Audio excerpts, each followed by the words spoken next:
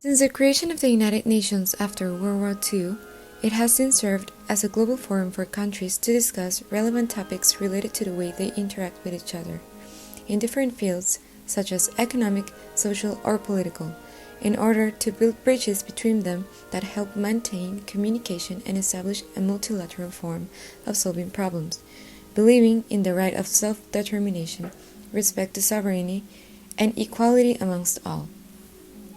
Its main objectives are the maintenance of international peace and security, the promotion of the well-being of the peoples of the world, and, as we have established, international cooperation to these ends.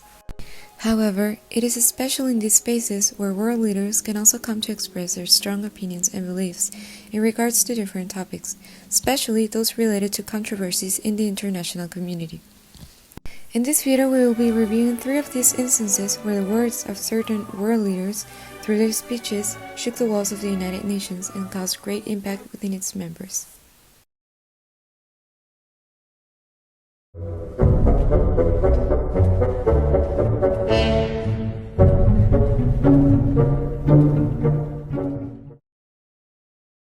Starting off with Venezuelan President Hugo Chavez, who served this position from 14 April 2002 to the 5th of March 2013. On the 20th of September 2006, he delivered a speech to the United Nations General Assembly damning U.S. President George Bush with particular focus on foreign policy. The speech received international praise due in part to the strong worldwide unpopularity of the policies of the George Bush administration. Despite the criticism that this speech attracted from United States officials, Chavez's speech came at a time when the President George Bush approval's rating was at an all-time low among the American public, and support for his words were higher than many experts would expect. Responding... Ayer estuvo el diablo aquí.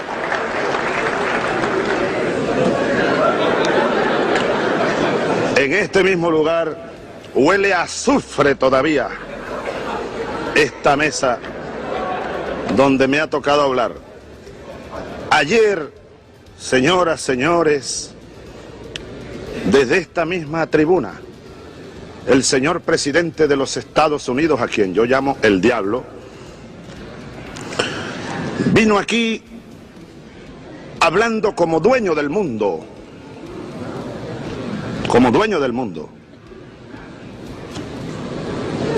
Un psiquiatra no estaría de más para analizar el discurso de ayer del presidente de los Estados Unidos. Como vocero del imperialismo vino a dar sus recetas para tratar de mantener el actual esquema de dominación, de explotación y de saqueo a los pueblos del mundo. Para una película de Alfred Hitchcock estaría buena. Incluso yo propondría un título: La receta del diablo. Es decir, el imperialismo norteamericano, y aquí lo dice Chomsky con una claridad meridiana y profunda, está haciendo desesperados esfuerzos por consolidar su sistema hegemónico de dominación. Nosotros no podemos permitir que eso ocurra.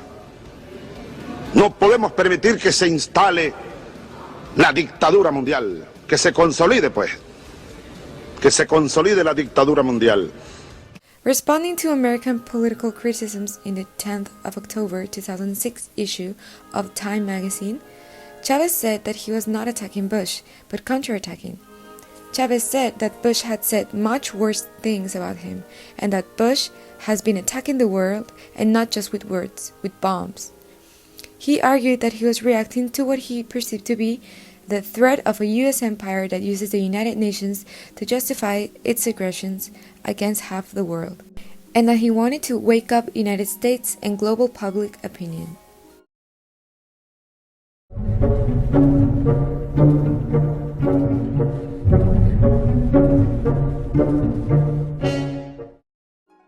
Muammar Muhammad Abu Minar al-Gaddafi was a Libyan revolutionary, politician, and political theorist who ruled Libya from 1969 until his killing in 2011 by NATO-backed rebel forces. An Islamic modernist, he introduced Sharia as the basis for the legal system, promoted Islamic socialism. A highly divisive figure, Gaddafi dominated Libya's politics for 4 decades and was the subject of a persuasive cult of personality.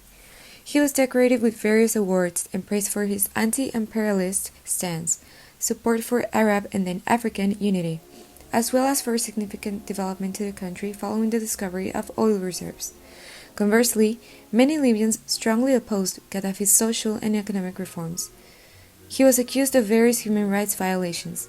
He was condemned by many as a dictator whose authoritarian administration systematically violated human rights and financed global terrorism in the region and abroad. His legacy is checkered with both progress and brutality. After more than 40 years in power, the late Libyan leader, Muammar Gaddafi, made his first appearance to the United Nations podium in 2009, and it was a debut to remember.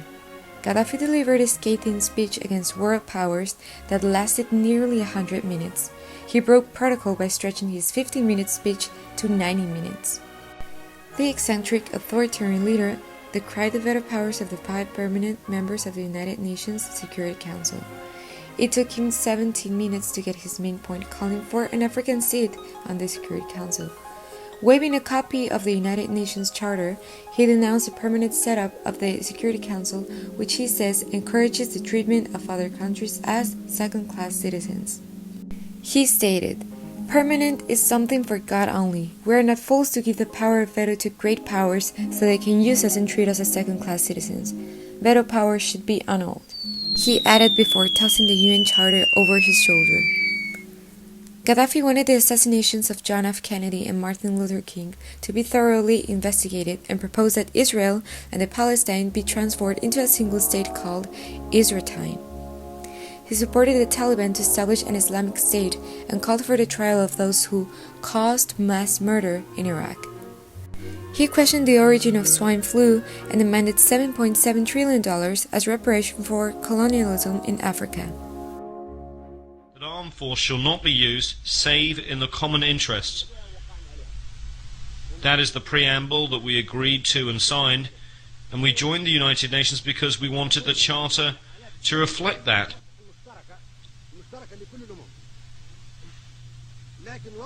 It says that armed force shall only be used in the common interest of all nations. But what has happened since then? 65 wars have broken out since the establishment of the United Nations and the Security Council. 65 since their creation, with the millions more victims than the Second World War. Are those wars and the aggression and force that were used in those 65 wars in the common interest of us all? No. They were in the interest of 1 or 3 or 4 countries, but not of all nations.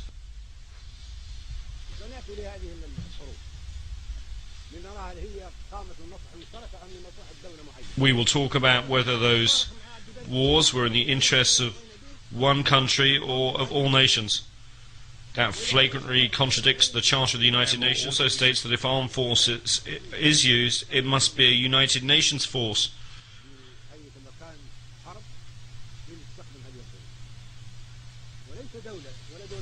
Thus military intervention by the United Nations with the joint agreement of the United Nations, not 1 or 2 or 3 countries using armed force.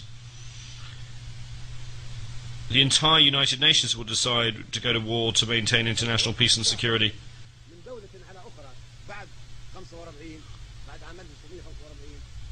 Since the establishment of the United Nations in 1945, if there's an act of aggression by one country against another, the entire United Nations should deter and stop that act. We joined the United Nations because we thought we were equals, only to find that one country can object to all the decisions we make. Who gave the permanent members their status in the Security Council? 4 of them granted this status to themselves. The only country that we in this assembly elected to a permanent member status in the Security Council is China. This was done democratically.